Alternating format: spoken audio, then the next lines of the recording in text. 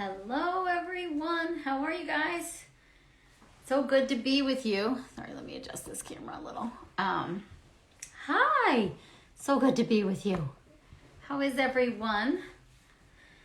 So, you're here because you want to hear me talk about supplements and fertility and what good ones are and how taking too many of them isn't always a good thing for your fertility. So for those of you that are new to me, I'm Amy Raup of amyraup.com. I am a best-selling author of a handful of books, two in the fertility space. One's called Yes, You Can Get Pregnant. The other one is called The Egg Quality Diet. It is my latest book. I've been in the space of helping women conceive for almost 2 decades and have helped thousands of women all over the world. My team and I work with women all over the world with our online coaching programs. And then we also have clinics in the New York metropolitan area. We have clinics in Nyack, New York, New York City, Westport, Connecticut, and serve women and their partners there as well using acupuncture, Chinese medicine, diet, lifestyle recommendations.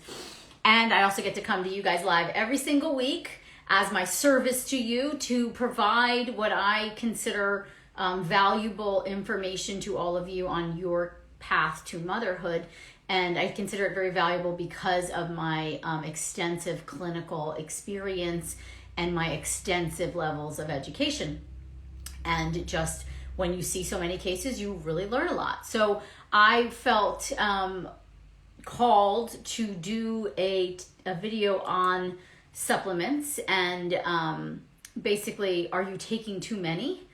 And because recently one of my coaches on my team got a new client for a coaching client, and she sent over her supplement list, and it had over 60 different supplements, 60 different supplements that she was taking every single day.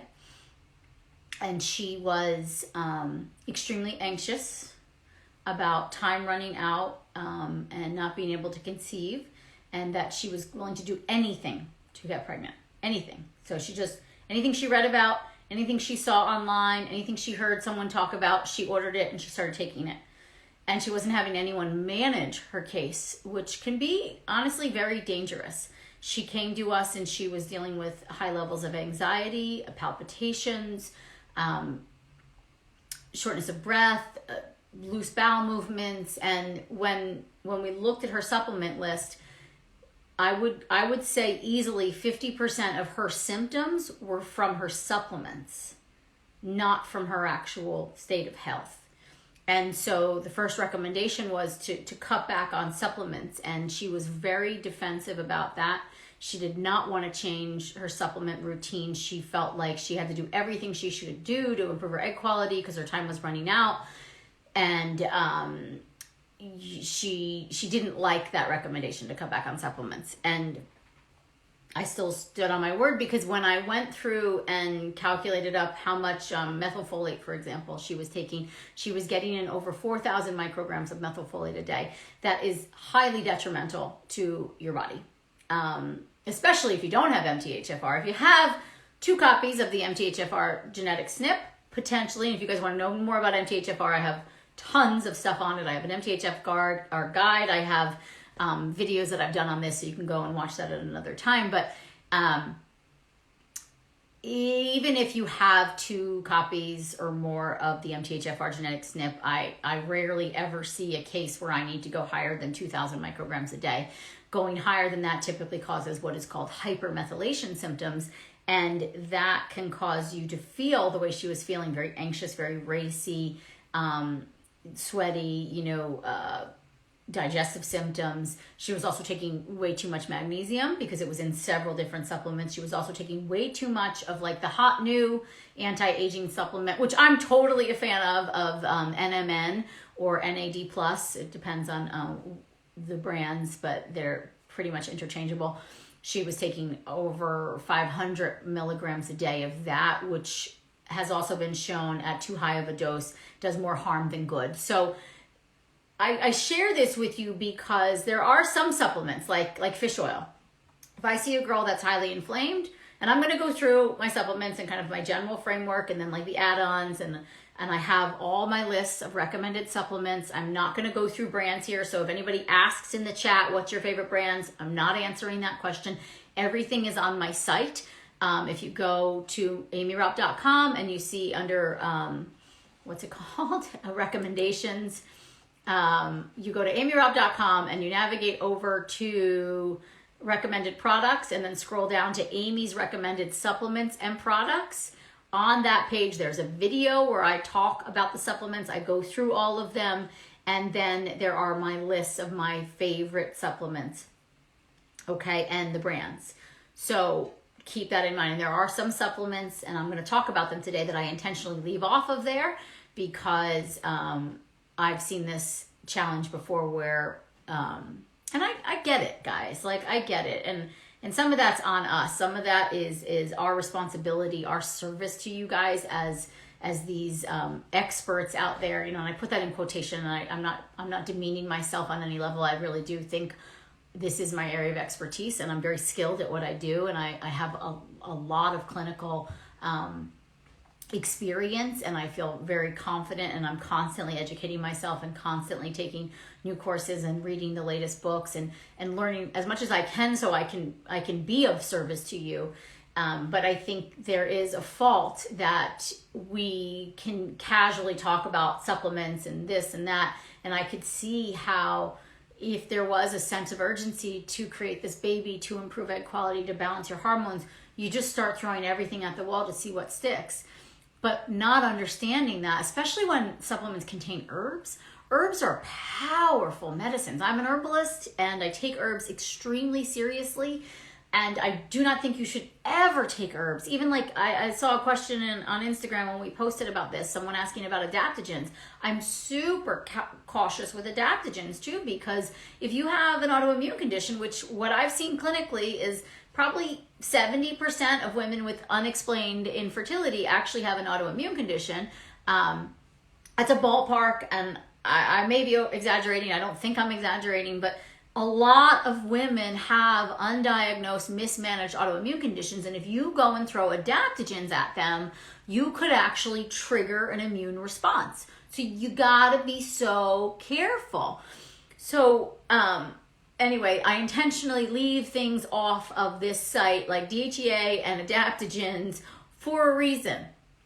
Because I don't want someone to come to my site and be like, oh, Amy says I should be taking ashwagandha and then or Vitex, and then everyone's taking it, right? Or Amy says DHEA is okay, and then all of a sudden they're taking 75 milligrams of DHEA a day. And I do not think that that is a good dose for anyone. It's way too high, and it can really tax the ovaries, and you have to be super careful. And again, I know there's data out there, and I respect the research scientists that put out the data. I respect certain books that talk about that dose, for example, of DHEA, because the data does show it can improve numbers. It can help improve quality and quantity of eggs. However, what I see clinically is not the case. And then also, no one's giving you an endpoint. You should never be on 75 milligrams of DHEA for 6 months, 12 months. I see girls, they come to me, they're on all sorts. No. You want a little bit to motivate folliculogenesis, to encourage the body to create those follicles. A little DHEA if your DHEAS is low. So you first should get it tested. And honestly, there's one book out there that talks about DHEA, and she does recommend in her book that you should all get it tested first. I don't know that many women are getting it tested. They're just taking the supplement. They're just scanning through the book. Where are the supplements? I'm going to take all of them. Just gonna take all of them because I don't know what I have. Do I have POF? Do I have POI? Do I have PCOS? Do I have endometriosis? I don't know. I'm just not getting pregnant. I'm gonna take all these things. Supplements are medicine. And I see them too primarily as the cherry on top. One thing I always say, and I heard it first from my good friend Nicole Jardim, who wrote a beautiful book, Fix Your Period. Nicole, I'm forgetting the name of your book. I see it over there. I think it's Fix Your Period. I love you, Nicole. She's a good friend, and anyway, she said it once, and I said to her, I'm going to take that from you. You can't out-supplement a shitty diet. You can't out-supplement. I think I go one step further. You can't out-supplement a shitty diet, a shitty lifestyle, or a shitty mindset. So And what we saw with this woman who was taking those 60 supplements and really attached to her supplements was she was not committed to the diet. She was not committed to the lifestyle. She was not committed to the mindset piece. She only just wanted to take all these supplements to get pregnant. And that's all she wanted to do. And she was mad that I was trying to tell her, you're overwhelming your system. Your gut isn't digesting things properly. So these are basically a waste of your money because you're just peeing them out or pooping them out in your loose bowel movements that you're having every third day. You're not absorbing them. So it's a waste of money. And that is the truth. So there's all this talk about there of all these different supplements. Like you can easily, a quick Google search, right? Supplements to improve fertility. Here we go. Let's see. It starts with the egg, DHEA, first thing that pops up. Fertility supplements when trying to conceive. Calcium, CoQ10, iron. Iron could be a really bad thing for certain girls. Some girls have high levels of iron, and that's actually impacting their fertility. I wouldn't just go and take iron unless I got my blood test checked. CoQ10, vitamin D, vitamin E, folic acid, disagree with that. Iron, questionable. Omega-3s, absolutely. Selenium, zinc. But again, if you're eating a nutrient-dense diet, you don't need vitamin E, you don't need selenium, you don't need zinc. Just saying. And you probably don't need the iron either, right? So acetyl L-carnitine, B vitamins, calcium, CoQ10, what else? So try these 12 vitamins to boost your fertility. So I have a little formula here that I'm going to go through today. So let me just get back to that. And I know that there's probably questions coming through. I'm gonna come to questions maybe in about 10 minutes when I go through kind of what my general is. Sent myself an email this morning. Oh, I know where it is. Okay, again, rule number 1. The reason I wrote a book called The Egg Quality Diet is because everybody cares about their egg quality, but the truth is you can't improve your egg quality without improving every single cell in your body and the function of every single cell in your body. And you can't improve your egg quality without improving the function of your gut health. And your gut health also manifests in healthier hormones, balanced immune system, increased uterine receptivity. Did you know that the uterus has its own microbiome, and by improving your gut health, you're improving the uterine microbiome. We're seeing so much research now showing that if the gut health is compromised, the uterine biome gut health is compromised, and implantation or miscarriages are more likely. There's a thing called endometritis that we're finding more and more in women, which is inflammation in the uterus, in the endometrial lining in the uterus, and that's typically a microbiome issue in the uterus. So the egg quality diet is about a gut health reset, an immune system reset, an anti-inflammatory approach. So you start there and then you layer in supplements. You don't take 100 supplements and just expect that to do the work, because first of all, you might not be absorbing them. Second of all, you might just have really expensive pee or poop. And thirdly, you could actually be doing more harm than good to your body by over supplementing. So you should work with someone who has, at least, in my opinion, 10 years of clinical experience seeing patients, who can actually guide you and support you and has seen patients in a clinic. So many of the books that are out there right now are written by people who don't have clinics. They're not clinicians. They're actually not actively seeing patients. And understanding, how does the thyroid function come in here? How does the gut health function come in here? How does the immune system come in here? Is this going to trigger their immune system? Is this going to quell their immune system? Is this going to support implantation? Is this going to, in this girl, maybe impact implantation negatively, right? You have to think about all of that when you are dealing with clients, in my very humble, personal, experienced opinion. So, my general basics and things I have been recommending for 2 decades now for everyone, no matter if you're trying to get pregnant or not, are that you should be on some kind of fish oil. I prefer cod liver oil because it has vitamin A and D, which are 2 of the most powerful antioxidants, fat-soluble vitamins that are critical for healthy hormones actively occurring in the cod liver oil. If you're not going to take cod liver oil, there are other fish oils I recommend on my site. The other thing though is at a minimum 2,000 milligrams a day of fish oil. Most of the fish oils out there tell you to take 2 capsules. Now they're 500 milligram capsules, you're getting 1,000 milligrams. Not harmful, but not as helpful as it could be.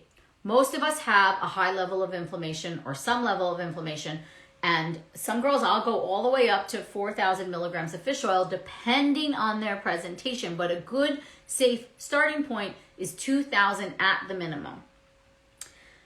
Vitamin D.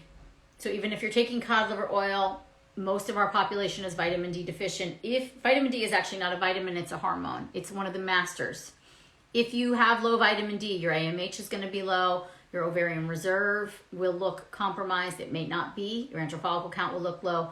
You are not absorbing your nutrition, so your egg health will be compromised. Vitamin D needs to be on US ranges between, I want it at a 70, basically. At a 70, I'm going to forget the vitamin D levels. I think it's nanograms per milliliter. Yeah, nanograms per milliliter. Sorry, nanomoles per liter. Yeah. And that's what I want to see in my clients. And if I don't see that, then I am giving them upwards of 5,000 IUs of vitamin D a day to get their vitamin D status. But what I am doing, because you can take too much vitamin D, is I am getting their blood work checked.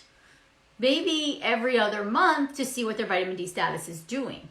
If their vitamin D status is not improving, that tells me something. That tells me their gut health is compromised, tells me they're not absorbing their nutrition, tells me they can't break down fat. So I have to think about other things. I have to think about maybe adding in some enzymes, right? But going back to my basics, fish oil. Instagram, can you hear me right now? Someone comment about volume. Can someone comment about my voice? Okay, I'm just going to keep talking. If you can't hear me, Instagram, someone say something, and then I will restart this. Okay, my phone does this thing, and then I might lose volume. Okay, no one's saying anything, so I'm assuming you can hear me. It's perfect. Thank you so much, Mrs. Echeverria. Good. Okay, good. So, again, fish oil, at least 2,000 milligrams. Vitamin D, get your vitamin D levels checked. If it's in a healthy range, or if it's high, 2,000 IUs is a maintenance dose. You can go to 1,000 IUs, so you can just take the cod liver oil. That'll give you, if you take 2,000 milligrams, and it's about a teaspoon or so of cod liver oil, a tablespoon or so of cod liver oil, you'll get 1,000 IUs of vitamin D. Then you don't need extra vitamin D. Brilliant, right? But a lot of people, what I see, need extra vitamin D. And then, obviously, if we're trying to conceive, we need to be on either a prenatal or spirulina, which I consider nature's prenatal. All of this is on my website under my recommended lists. I'm not going to go over brand names here. So, but the key is with enough methylfolate, not folic acid. I've gone over this a lot. Folate versus folic acid. I have videos on it, so you can just Google search that if you want more information on that. But every prenatal recommended on my site meets my criteria of what it needs to have, but you need a good prenatal with at least like 1.5 micrograms of methylfolate, no folic acid, 0 folic acid. If you take folic acid and you have an MTHFR mutation, you actually can't absorb the methylfolate because the folic acid blocks your receptors. So no folic acid. Nothing fortified with folic acid. Clean your diet up, okay? If you just take spirulina instead of a prenatal, you have to add in methylfolate at about 1.5 to 1.7 micrograms of methylfolate. And then also if you have MTHFR, you need extra B12. I go over this in my MTHFR video, which you guys can watch, but typically you need a 2-to-1 ratio of methylfolate to B12. Keep that in mind. Probiotics. Again, we're talking about gut health. If we want to improve our health and reduce inflammation and improve egg quality and increase the absorption of our nutrient-dense diet, we need to be on probiotics. I have my recommended probiotics in there. And then liver pills. I'm a huge fan of organ meats. That comes from my Chinese medicine training. It also comes from my deep nutrition training. I am very much an ancestral nutritionist, and I see the most benefit in that for women, especially when they're trying to conceive, because most nutrient-dense foods like eggs and organ meats and meat contain a very important substance that will maximize your fertility. It's called choline. We need a lot of choline. Most of our diet can give us our choline. If not, you can add in sunflower lecithin, which I also talk about on my site, and get more choline in. But a lot of prenatals actually now are having choline in there, upwards of 100 milligrams, 200 milligrams, right, spot on. But your diet could give you the choline, and then taking liver pills. So liver is what I call nature's B complex. It is also packed with antioxidants. It has CoQ10 in there. It has methylfolate, because it's the original version of methylfolate, which is one step easier to process than folic acid. If anybody's afraid of the vitamin A content in liver or cod liver oil, please refer to an article called The Vitamin A Saga. It's on the Weston A. Price Foundation site. These guys are scientists, nutritionists, medical experts, put this data together for you. There's a huge difference. I'll sum it up real fast. There's a huge difference between synthetic vitamin A and naturally occurring vitamin A, and especially vitamin A that occurs naturally with vitamin D, because they work together for synthesis. They're symbiotic.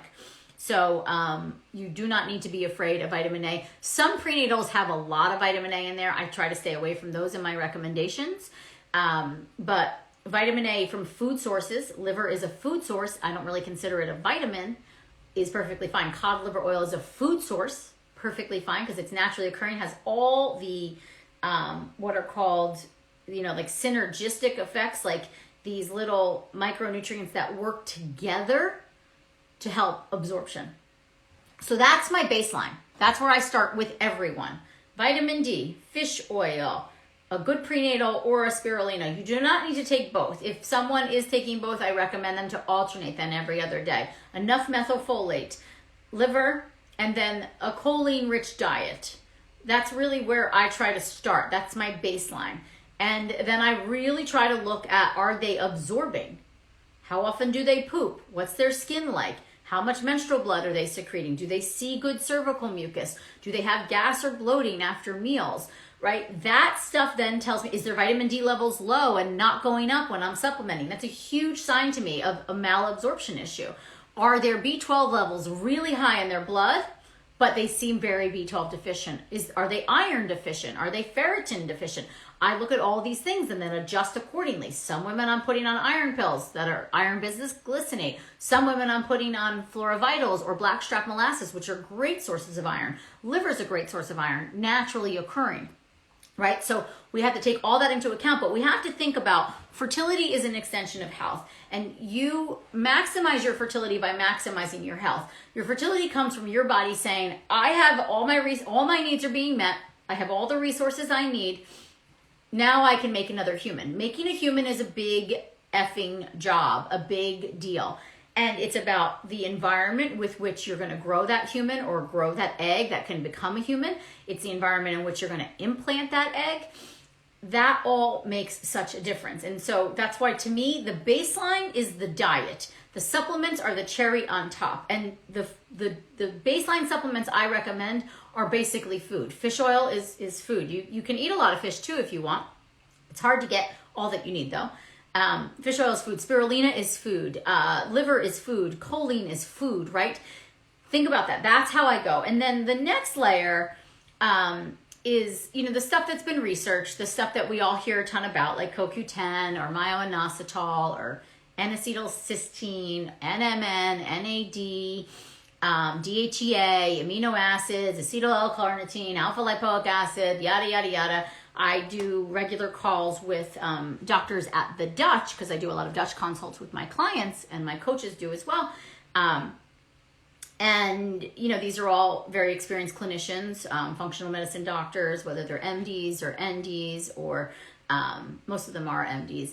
And I said, what is, all these amino acids? All of a sudden, acetyl L-carnitine, you need to take alpha lipoic acid. I was like, correct me if I'm wrong, but if they're getting a nutrient-dense diet and drinking a ton of, do you know what this was? A big glass of bone broth with an egg, choline, and some vegetables, if they're eating an antioxidant-rich diet, which means 6 to 8 servings of vegetables a day, and they're eating a nutrient-dense diet, which means good, healthy fats like eggs and bone broth and avocado, avocado oil, olive oil, good, healthy fish, good, healthy meats, do they really need all these amino acids? Because aren't the amino acids present in things like collagen, which are present in animal proteins? And all the doctors always say, yes, yes. The key is, are they absorbing their nutrition? Is their gut health healthy? Because sometimes you might need some amino acids to improve gut health. But that's why I have the egg quality diet. It's all about improving gut health so you can start absorbing everything, right? So these amino acids and vitamin E, I usually I ignore. I don't think you need them because I think the diet covers it. And not I think, I see. I see clinical evidence of the diet covering your bases.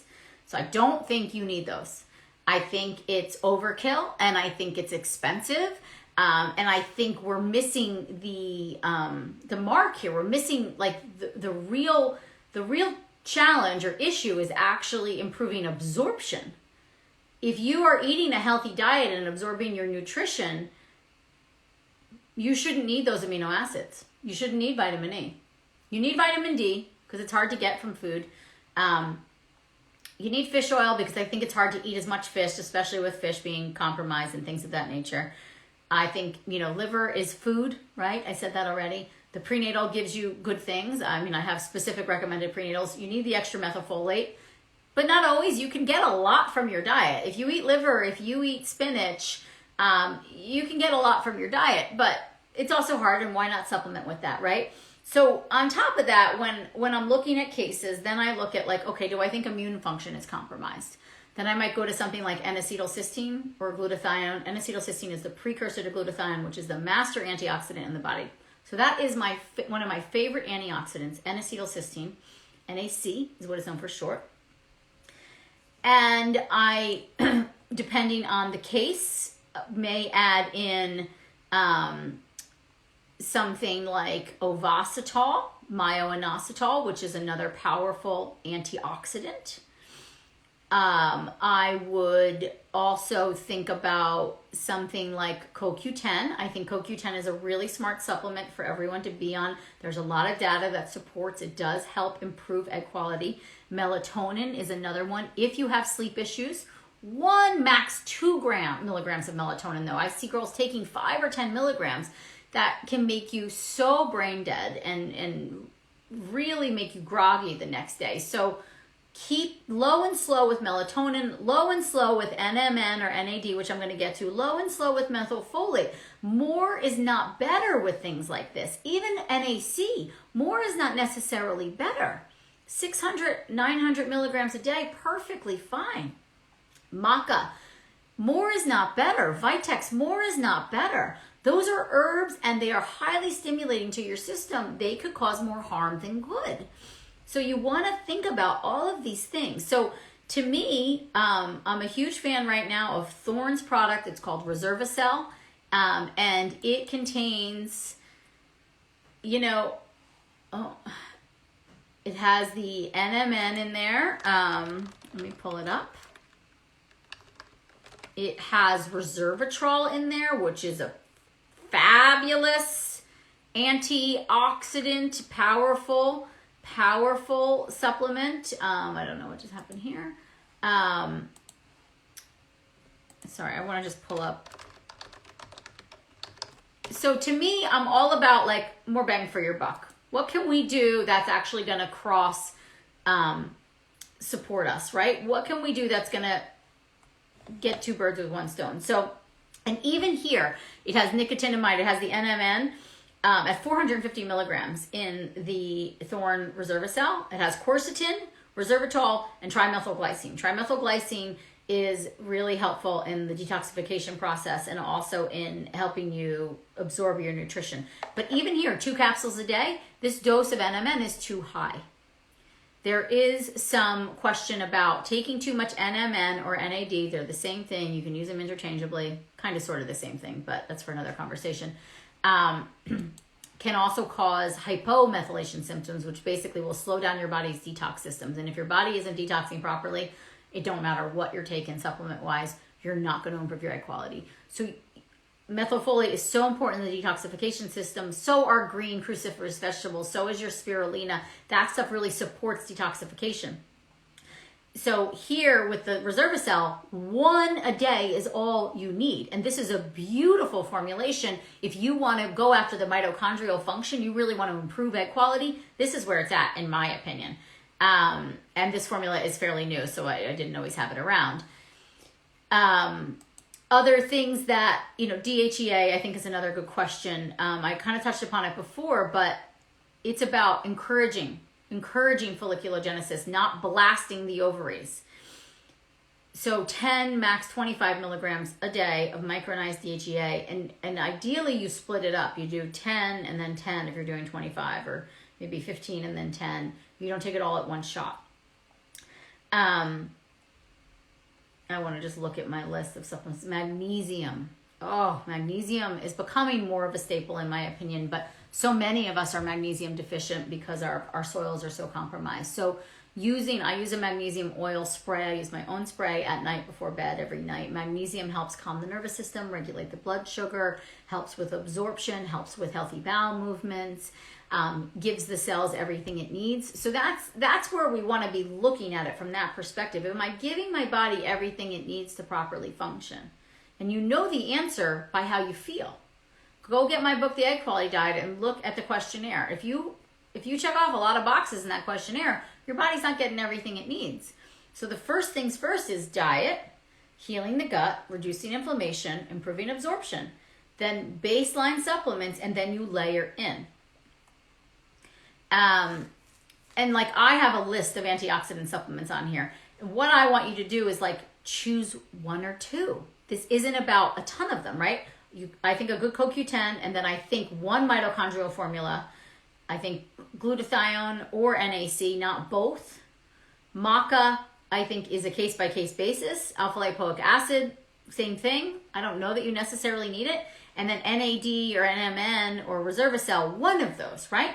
Digestive enzymes to me can be really helpful and useful because, again, if you're not absorbing, you're not giving your body all of the nutrition it needs. So adding in a digestive enzyme can be extremely helpful. I use that again on a case-by-case basis though. I have my prenatals listed here. Male fertility. I have a whole video on Healthy Daddy Diet, Healthy Daddy Supplements. I do think the FH Pro for men is actually a really powerful supplement for them. And we have that listed on here, antioxidant supplements for men. So let me make sure I hit all of my bullet points. DHEA, digestive enzymes, mitochondrial support. And there is also this notion of, is ovasitol lowering AMH? So is that good for everybody? I think it's very good for the obvious PCOS patients. And just like I think NAC is very good for the obvious endo patients, endometriosis. If you have a low AMH, maybe pick a different antioxidant than ovasitol. These videos all get posted, by the way, right here on my Instagram feed, and then they also all go up onto YouTube. So absolutely. I'm going to look real fast and see if there are questions or comments. Okay. So let's see. Would you recommend supplementation during a period? Yeah, I think, you can stop if you want for cycles day 1 through 3, but you don't have to. I also think it's good to take breaks once in a while of your supplements. I take 25 milliliters of DHEA. Okay, so what if you're allergic to fish oil? Is there an alternative? Yeah, it depends on, then I think, can you eat certain fishes? I would eat certain fishes. If you're allergic to fish altogether, then you're going to have to get it from a plant seed oil, like flax or chia, but you have to make sure your genetics, because a lot of people have the genetic SNP called FADS, which if you have that, FADS, you can't take plant seeds and make them into useful omega-3s. So there are algae alternatives too that you could try. Okay, I just got, my big fucking positive. Congratulations, Erica. Yes, continue with the collagen. Is it safe to take spirulina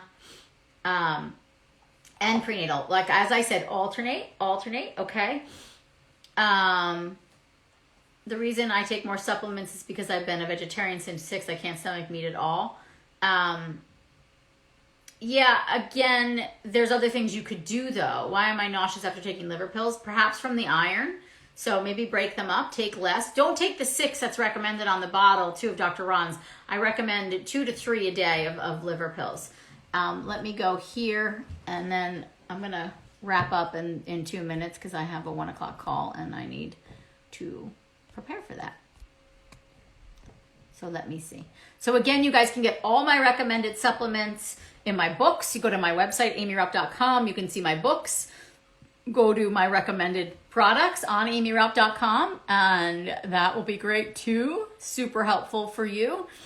But just remember, baseline, you can't out-supplement a shitty diet, a shitty lifestyle, or a shitty mindset, okay? That's the most important piece here.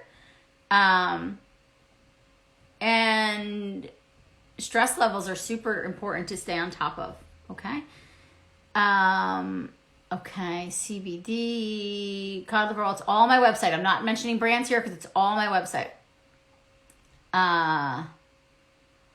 My AMH went up to a 0.5 when my D levels went up to an 80. I don't think that's too high. I wanted around a 70, no higher than 100. What if you have really high vitamin D? Can that mean something? Mine was very high and my doctor told me to stop taking it.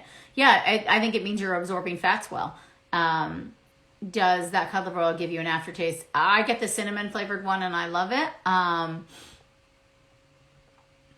Okay, let's see,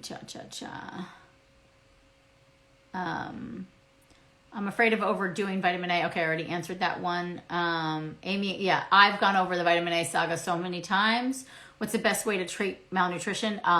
Do the eggquality diet. That's what you need to do. If you're not absorbing, you got to heal your gut. How would you know if you have a healthy gut? Colonoscopy? No. Symptoms. Go to my eggquality diet and take that questionnaire. That's to me is how I decipher whether or not you have a healthy gut. Please, can you tell me more about the difference between metformin and folic acid and how many milligrams you can take? I'm not sure what metformin is, to be honest. I've never heard of this. Oh, it's methylfolate. Let me see. Okay. It's L5-MTHF. So that's methylfolate. That's fine. I just don't go over 2 milligrams a day. Any advice? Okay. So I can't really give specific advice right now, but I would just get one of my books and read through it. My acupuncture is recommended robenzyme for inflammation. I have endometriosis. I've been taking it. Yeah, I use it a lot for endometriosis, for fibroids, for adenomyosis. I use robenzyme a lot. Fibroid cysts, True Niagen, I think the dosing is too high, and it's without resveratrol. I have heard that NMN or NAD is best absorbed with resveratrol, which is why I like the Thorne Resveratrol the best. If you cannot tolerate fish oil or something else to take, I already answered that. We're posting the video. Instead of ovasitol, myo-inositol. No, I would just choose another antioxidant. There's so many out there, right? So go to my website and choose a different one. Support for underactive thyroid. I mean, if you're trying to get pregnant and your thyroid really is underactive, I really recommend medication. This would be discussed in coaching call, case specific.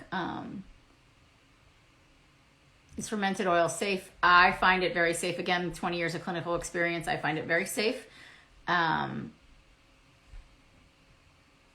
Yeah, I don't know enough about the ovasitol, D-chiro, those questions with AMH, because it's just like, it's not a ton of data, but we are seeing in high F AMH that taking myo or D-chiro lowers AMH. So some girls are worried if they already have a low AMH, will it further lower theirs? I don't necessarily think that. To me, in my brain, it's helping regulate blood sugar, so it's helping treat PCOS, which is then going to lower AMH naturally in a good way. So women with non-PCOS or having no insulin or sugar issues, it shouldn't do that. but some people are scared, so this is why I bring it up. Okay, let's see. Serapeptase and Wobenzyme are the same thing, and yes, I do often use it for blocked tubes, for, like I said, endo, fibroids, adenomyosis. Yeah, the prenatal and the spirulina every day I think is too much. It's just kind of overkill, and it's a waste of your money. I always say to my clients, I respect your money. I respect your hard work. So let's be efficient with this, okay? I was put on 5 milligrams of folate. It's too high, way too high, in my opinion. I've never seen any good come from that. Okay. I'm going to go, guys. This was a great conversation. Thank you so much for tuning in and staying on for so long. Love you. I will see you next week. Head over to my website, to my blog, if you guys want more, my YouTube channel. I go over so many of these things in so many different ways. Check out my books. There's a ton of information in there. And join me here next Thursday when I do this again, okay? Love you guys. Bye for now. Ciao for now. End live video. And goodbye, Instagram.